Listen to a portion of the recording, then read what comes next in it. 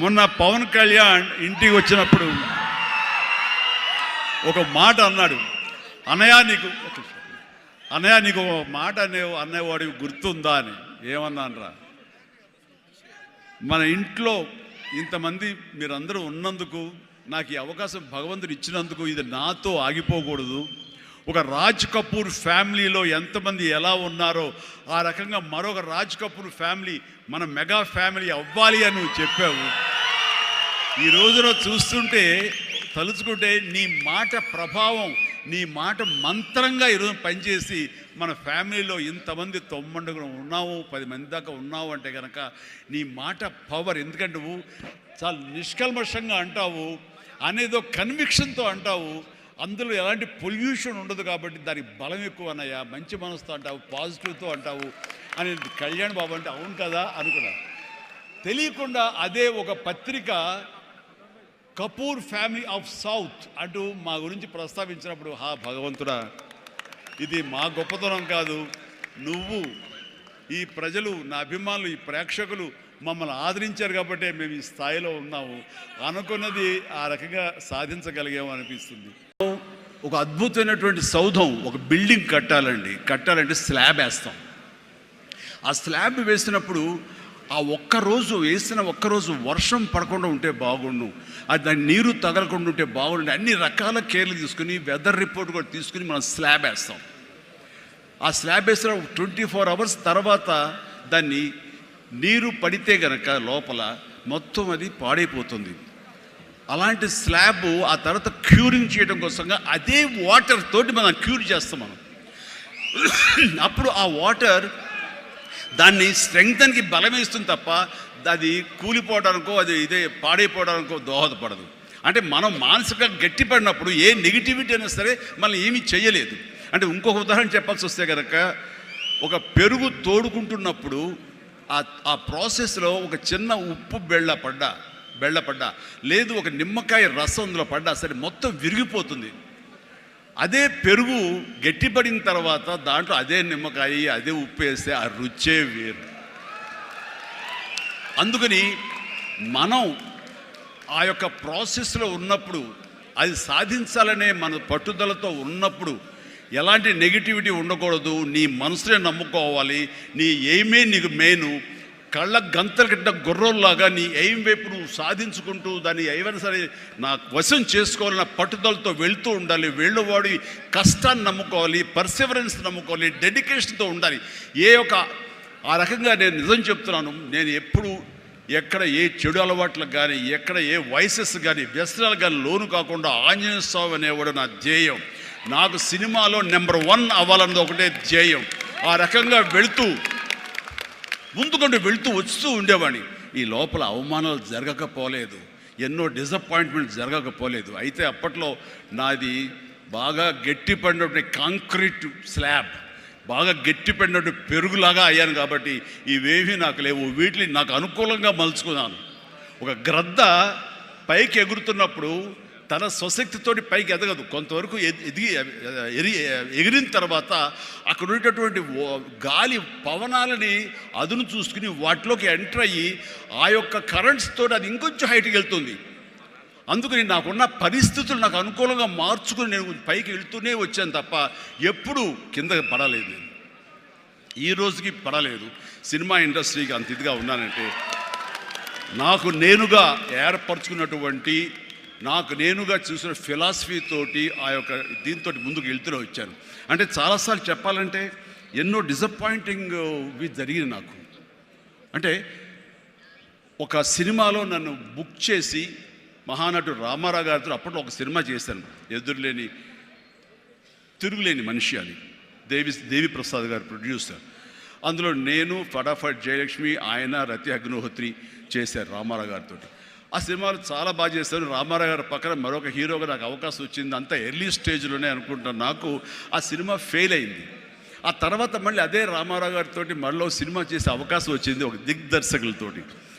అయితే నాకు డేట్లు ఇచ్చారు, నా మెజర్మెంట్స్ తీసుకున్నారు, నేను వెయిట్ చేస్తాను. కానీ నా పేరు లేకుండా మరొకరి పేరుతోటి ఆ అనౌన్స్మెంట్ అయ్యేసరికి ఎక్కడ డిసప్పాయింట్మెంట్ వచ్చింది. ఏంటిది అని ఆ రోజున ప్రొడ్యూసర్ని పిలిచి, ఇదేంటంటే షెడ్యూల్ స్టార్ట్ అయిపోతుందంట, నాకు డేట్లు చెప్పారు, నేను ఆ డేట్లు ఎవరికి ఇవ్వకుండా నేను ఇక్కడ దాచిపెట్టాను, నేను ఎదురు చూస్తున్నాను అంటే, సారీ చిరంజీవి గారు, ఎలా చెప్పాలో తెలియక మేము టైం తీసుకున్నాము, ఎందుకంటే పోయిన సినిమా మీది ఫ్లాప్ అయింది కదా కాంబినేషన్లో, అందుకని దానికి గ్లామర్ ఉండదని మీరు వద్దనుకున్నామని. ఆ విషయం చెప్పచ్చు కదండి అని అంటే, ఆ టైంలో నేను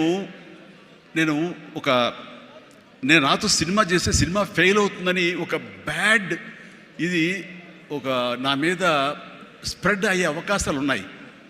ఈరోజు సోషల్ మీడియా, ఆ రోజు ఇంత మీడియా లేదు కాబట్టి కానీ, లేదంటే ఎంత బ్యాడ్ అయ్యేదంటే, నన్ను తిరిగి ఇతనితోటి ఎవరైనా చేస్తే సినిమా ఫెయిల్ అవుతాయి, ఇది ఒక ఐరన్ లెగ్ అనే పరిస్థితి వచ్చేసరికి ఎక్కడో మళ్ళీ జంకాను. కానీ గ్రద్దలాగా నాకు అనుకూలంగా ఉన్నటువంటి అవకాశాల పవనాల్ని అదునుగా చూసుకొని నేను ఎదిగాను. దాన్ని పాజిటివ్గా తీసుకున్నాను. ఎవరైతే వద్దులే ఈ సినిమా చిరంజీవి వద్దులే అని నన్ను పక్కన పెట్టి అనుకున్నారో, అలాంటి వ్యక్తితోటే నేను రామారావు గారి కంటే ఎక్కువ సినిమాలు ఆయన నాతో చేసేలాగా చేసుకున్నాను. అత్యధిక సినిమాలు రామారావు గారు చేస్తే, ఆ మహానుభావుడు ఆ దర్శకుడి దగ్గర, అదే దర్శకులు వారు నన్ను భుజం పట్టి నన్ను పైకి తీసుకుని ఆయనకంటే 4 సినిమాలు ఎక్కువే చేశారు నాతోటి.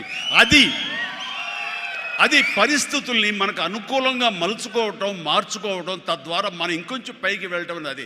ఆ రోజున డిసప్పాయింట్ అయిపోయి నీ కసి లేకుండా, లేదా ఆ కసిని నెగిటివిటీ పెట్టి మార్చుకుంటే కనుక అది నిన్ను తినేస్తుంది. నువ్వు ఇలాగే ఉండిపోతావు, అలాగే దిగజారిపోతావు, అలాగే కనుమరుగైపోతావు.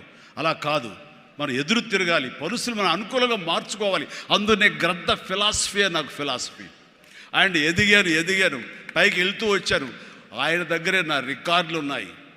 అది నా ఫస్ట్ సినిమా ₹1 కోటి చూసిన సినిమా అదే. నా రెమ్యునరేషన్ కాదు సుమా, సినిమా బడ్జెట్ 75 లక్షలు వస్తే కనుక బ్రహ్మాండ బడ్జెట్, ఎంత రెవెన్యూ అనుకునేవాళ్ళు. ఫస్ట్ ₹1 కోటి. నా తోటి హీరోలు కూడా ₹1 కోటి తెలుగు సినిమా అనే లెవెల్కి వెళ్ళింది. అక్కడి నుంచి కోటి అనేది మామూలు అయిపోయింది. ఒక్కొక్క ఏరియాలోనే ₹1 కోటి, ఆ తర్వాత నా రెమ్యూనరేషన్ ₹1 కోటి పైబడి అలా అంచెంచుగా ఎదుగుతూ వచ్చారు. నేనేమన్నానంటే, మీ బలం మీ పాజిటివ్ థింకింగ్, మీ బలం మీ కన్విక్షన్, మీ బలం మీ ధ్యేయం నుంచి పక్కదారి పట్టకపోవటం. మీరు ఎవరైనా సరే మీ ఎయిమ్ ఏంటి అనే దాన్ని మీరు ఫిక్స్ చేసుకోండి. ఆ ఎయిమ్ని వెళ్ళటం కోసంగా దారులు వెతుక్కోండి. అవకాశాలు ఇలాగ అబండెంట్గా ఉంటాయి. వాటిల్లో మనకు కావలసిన అవకాశాలు, మన ధ్యేయానికి లక్ష్యానికి దగ్గరగా ఉండే అవకాశాలు మనకి పాపపై కనపడుతుంటాం. ఆ పాపపై కనపడే దాన్ని మనం గుర్తించగలగాలి, వాటిని ఎంబ్రేస్ చేసుకోగలగాలి, వాటిని మనకు అనుకూలంగా మనం మలుచుకోగలగాలి, అవి మనం బలంగా చేసుకోగలగాలి, వెళ్ళాలి. ఇనీషియల్గా వెళ్ళినప్పుడు డబ్బే సంపాదించుకోండి. డబ్బే కాదు ప్రధానం, నిలదొక్కుకోవడం ప్రధానం. మన ఎయిమ్ వైపు మనం వెళ్ళటం అన్నది అది ప్రధానం. వెళ్ళిన తర్వాత డబ్బు ఆటోమేటిక్గా వస్తుంది. అనుకున్నావా ఇంత వస్తుందని, ఆ తర్వాత డబ్బునే పెంచుతుంది. సో నేను అలాగే వెళ్తూ వచ్చాను. నిలదొక్కుకోవాలి, ఇక్కడ నెంబర్ 1 అనిపించుకోవాలి, నా స్థానం సుస్థిరం. ఇది లేకపోతే నేను బయట నయా పైసాకి పని చేయను. ప్రైమ్ టైం నా లైఫ్లో అయిపోయింది కాబట్టి ఇక్కడ ఏవైనా సరే అని ఆ రకంగా వెళ్ళాడు. ఎక్కడ ఈగోకి వెళ్ళకుండా, ఎక్కడ హర్ట్ అవ్వకుండా, వాళ్ళు నన్ను సినిమాలను తీసేసరే, నన్ను కాదన్నారే అనే కోపం కంటే కూడాను వాళ్ళని ప్రసన్నం చేసుకోవాలి. వాళ్ళు మళ్ళీ అతన్ని మనం బాధ పెట్టుంటామేమో కదా అని వాళ్ళ మనసుల్లో వాళ్ళు వాళ్ళు గిల్ట్ ఫీల్ అయ్యేలాగా చేసి, నెక్స్ట్ ఏమైనా సిద్ధంతో సినిమా చేయాలయా అని అనిపించేలాగా నా బిహేవియర్ ఉండేది. ఆ బిహేవియర్ తోటి వాళ్ళ ఆఫీస్కి కూర్చునేవాడిని. అంటే అక్కడ నాకు ఒక పౌరుషం లేదని కాదు, పరిస్థితి నాకు అనుకూలంగా మలుచుకోవడంలో నేను అది ఆ రకంగా కొంచెం తగ్గి వెళ్తాను. నేను తగ్గడం మూలంగా తర్వాత వచ్చే కరెంటు వేవ్స్ దాని మీద ఎక్కితే అదే తీసుకెళ్తాను పైకి. అది నమ్మిన వాడిని నేను.